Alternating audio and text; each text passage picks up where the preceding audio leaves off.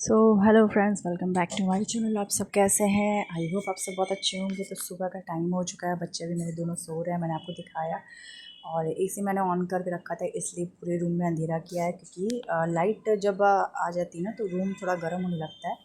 और यहाँ पे सुबह का टाइम है, धूप बहुत तेज़ आ रही है। तो यहाँ पे मैं बना रही हूँ शशांक जी का लंच, जो ऑफिस के लिए रेडी हो रहे हैं। और मैं यहाँ पे बना रही हूँ बैगन का भरता, जो मेरा फेवरेट है और बहुत ईज़िली बन जाता है मॉर्निंग में। तो बैगन के भरता बहुत इजी होता है। जो छोटे छोटे बैगन आते हैं ना पर्पल कलर के, उसको आप 4 कट लगाओ, मतलब बीच में से कट लगाओ 2 साइड का, और इसको ऐसे ही डाल दो फ्राई होने के लिए। इससे फ्राई होने से पहले इसमें प्याज और टमाटर डाल दो और थोड़ा सा जीरे का तड़का लगा दो, लहसुन डाल दो। मैं सब ऐसे ही रफली चॉप करके डाल दो। और जब तक ये बैगन भूनते हैं ना, तब तक सारी चीज़ें आपकी सॉफ्ट हो जाएंगी। मतलब टमाटर भी सॉफ्ट हो जाएगा, प्याज भी सॉफ्ट हो जाएगा, हल्का ब्राउन कलर हो जाएगा और बहुत मस्त लगता है। मतलब ये आपको लास्ट में इसका दिखा रही हूँ कि मतलब बैगन प्याज कहाँ है, टमाटर कहाँ है, सब मिक्स हो गया। तो एक तरह से बैगन का भरता क्विकली, मतलब एक जो होता है कि आप गैस पे भूनते हो बैगन, फिर उसके बाद फिर लहसुन अलग कट करते हो, तड़का अलग लगाते हो। मैं ये सब कुछ नहीं करती, मैं एक में तड़का तुड़का सब लगाती हूँ। और ये बेस्ट मुझे लगता है, मुझे बहुत पसंद आता है, स्पेशली रोटी के साथ। सुबह का ये था नाश्ता। मैंने फिर ओट्स दिया था खाने के लिए। ओट्स शशांक जी का बहुत फेवरेट है। मैं यहाँ पे रोटियाँ बनाई थी गरम गरम। और धूप आप देख सकते हो बहुत तेज़ आ रही है, तो मुझे विंडो भी बंद करना पड़ता है क्योंकि धूप आप देखो रूम में कितनी तेज़ आ रही है। और मैं जस्ट विंडो के सामने ही खाना बनाती हूँ, तो मेरी आइज़ में लग रही थी धूप सच में बहुत ज़्यादा। और ये वॉशिंग मशीन में पूरे कपड़े पड़े हुए हैं जो मुझे वॉश करने हैं। ये कुछ नेल पेंट है जो अनाया को मिले, ये बहुत पुराने नेल पेंट है। ये जब शशांक जी मस्कट में रहते थे तब के नेल पेंट है, ये वहाँ से लाए थे मेरे लिए। और ये एक पेंट की तरह होता है, मतलब पेंट की तरह होता है इन द सेंस कि मतलब आप इसको लगाओगे ना तो इसको आप इजीली, ऐसे स्टिकर्स होते हैं ना वैसे आप रिमूव कर सकते हो। मैं किसी ने इसका रिव्यू दूँगी कि कैसे इसको यूज़ करते हैं। तो ये बहुत ही अच्छे भी थे, एक तरह से प्लस भी था, नेगेटिव भी था कि थोड़ा सा भी अगर नल्स पे कहीं से भी आपको खरोच या कुछ भी होता है ना, ये लग जाए ना, अगर आप बर्तन थोड़ा सा हटा दो तो वो ऑटोमेटिकली रिमूव हो जाए थे। ऐसा था, मतलब थे बेस्ट। मतलब नल रिमूवर की ज़रूरत नहीं, कुछ भी नहीं, या ऑटोमेटिक रिमूवर। मतलब ये ऐसा एक क्विक पार्टी के लिए आपको जाना है, आपको फटाक से लगा लिया, फिर दूसरे दिन आपको कहीं जाना तो उसको रिमूव कर लिया ईज़िली, तो ईज़िली रिमूव हो जाते हैं। तो ये पूरा मुझे वॉशिंग मशीन में कपड़े चलाने हैं। पूरा किचन फैला पड़ा है, और मेरा एक्चुअली किचन हमेशा फैला ही पड़ा रहता है। मैं बहुत वैसे टाइप की नहीं हूँ, मतलब होता है ना कि ऑल टाइम हर चीज़ें जहाँ रखना, हर चीज़ें ये रखना, वो नहीं हो पाता है मुझसे बहुत ज़्यादा। मैं फैला ही किचन मेरा होता है हमेशा। बहुत रेयर होता है कि मैं सब कुछ अपने अपने जगह पे रख पाऊँ। तो अभी उस रूम में कितना अंधेरा आप देख सकते हो, और इसमें कितनी लाइट है। यहाँ पे 2 कूड़े हैं जो मुझे अभी रखने हैं बाहर, और थोड़ा सा क्लीनिंग भी करना है। तो बच्चे मस्त सो रहे हैं क्योंकि धूप बिल्कुल भी नहीं आ रही है। और आपको मैं दिखा रही हूँ, ये बालकनी का एरिया है क्योंकि शशांक जी पूजा करके गए हैं, तो मैं देखने आई हूँ कि जो दिया है वो बुझ नहीं, धूप या धूप अभी जल रहा है।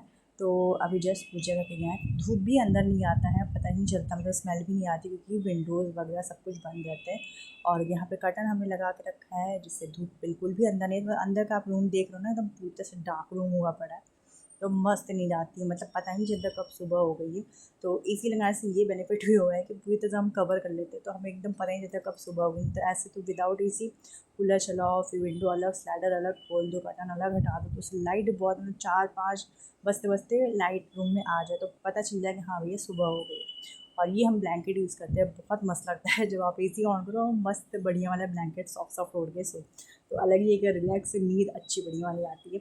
और बच्चे मेरे बिल्कुल भी ब्लैंकेट या चादर कुछ भी आप उड़ाना चाहो नहीं होते हैं क्योंकि उनको बहुत दिक्कत होती है। और यहाँ सुबह के 8 बज रहे हैं, मतलब शानी के ऑफिस जाने का टाइम होता है, तो वो जा चुके तो हैं जैसा कि फिलहाल। पहले की वीडियो और मैंने मैं बताया बस था ये आपको कि कूड़े वूड़े मैंने बाहर घर रखती पे हूँ क्योंकि ये टाइम पनीर होता है बनाया है, वाली तो आती है उसका तो मैं लेके यूज़ क्या जाती है। करूँ वो अभी आपको और दिखाती प्याज हूँ। और ये सब पनीर के पराठे, थोड़ा तो बहुत यहाँ पे मॉर्निंग का मैंने लिया काम एक रहता है बाउल। कि यहाँ पे लंच चॉप वंच का करने बनाना, मैंने उसके प्याज बाद को कपड़े वगैरह छोटे बाहर छोटे रखना, में, फिर सुबह शिफ्ट और क्लीन यहाँ पे मैंने करना, लिया पनीर। घर तो वगैरह एक्चुअली क्लीन इस करना। पनीर की ये कहानी ये अंधेरे में है वैसे कि क्लियर तो हो नहीं रहा, कल बट मैं मैं दूध फट बताने के गया बाद था, जूम करके तो दिखाती हूँ उसमें आपको। से मैंने पनीर निकाला, खोआ निकला बहुत सारा।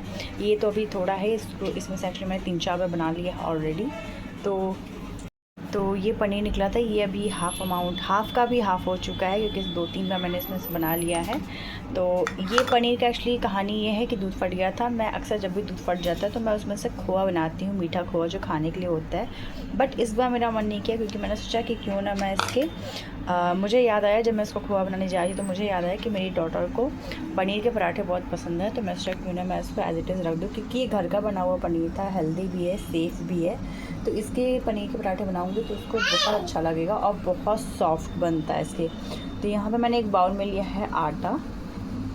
आपको थोड़ा सा आटा लेना है, जितनी आपको पराठे बनाने में, ये 2 पराठे बनाने के लिए मैं ले रही हूँ। और इसमें ये पूरा आपको पनीर है ना, ये सॉफ्ट सा पनीर आप देख सकते हैं, ये हो गया, मतलब फ्रिज में मैंने रखा था लेकिन तब भी ये सॉफ्ट है बहुत।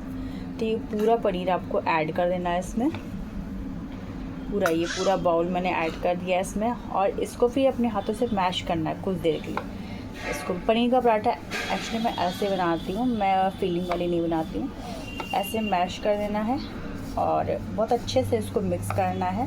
एक्चुअली घर का पनीर आता है तो बच्चों को बहुत ही ज़्यादा अच्छा भी लगता है, और उसमें थोड़ा सा घी भी निकल रहा है क्योंकि ये घर का बना हुआ पनीर है। तो बहुत ज़्यादा इसको मैंने सुखाया नहीं था, जैसे पानी इसका बहुत ज़्यादा मैंने ड्राई नहीं होने दिया था, पानी तो वापस रहने दिया था, तो उससे इससे सॉफ्टनेस बहुत अच्छी वाली है।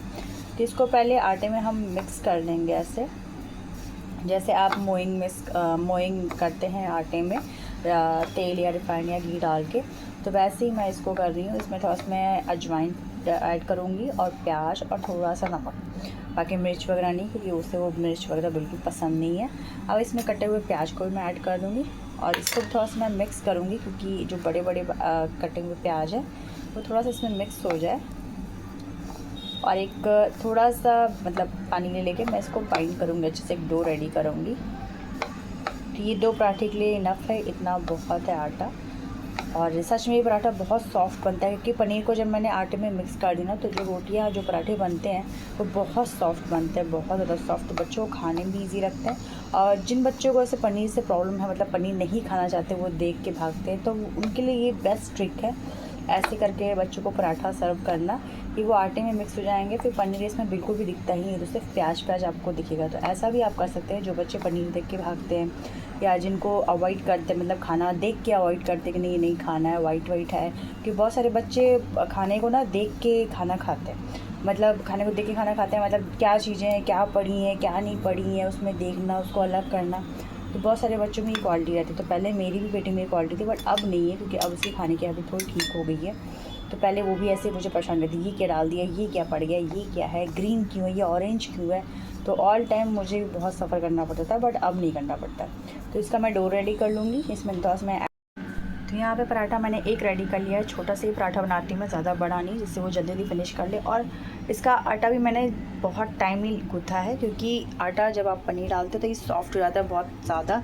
सॉफ्ट करना इसलिए ज़्यादा ज़रूरी होता है बच्चों का पराठा, क्योंकि ये बहुत टाइम लेके खाते हैं। तो बच्चे मतलब होता है ना कि टाइम लेके खाते तो खाना भी ठंडा हो जाता है और खाना ठंडा जब हो जाता है तो पनीर हुआ, पराठे या किसी के पराठे हुआ, रोटी ही हुई, वो सब टाइट होने के चांसेस बहुत ज़्यादा होते हैं, क्योंकि फ़ैन के नीचे बच्चे बैठते हैं, फ़ैन चलाओ, ये करो वो करो, तो इस चक्कर में बच्चे नाटक भी बहुत ज़्यादा करते हैं, बहुत टाइम भी लेते हैं खाने में। तो उसकी वजह से पराठे जो होते हैं ना, या कोई भी चीज़ें होती हैं, वो थोड़ी सी टाइट सी हो जाती हैं। तो इसीलिए ये बहुत ज़रूरी होता है कि बच्चों के लिए जो आप स्पेशली पराठा बना रहे हो बहुत ज़्यादा सॉफ्ट रखें, जिससे वो ईज़िली खा सके। तो यहाँ पे मैं एक हाथ से पराठे बना रही हूँ, क्योंकि एक हाथ से मैंने कैमरा पकड़ा है। फिलहाल मैं पराठे बना लूँ, फिर मैं बात करती हूँ।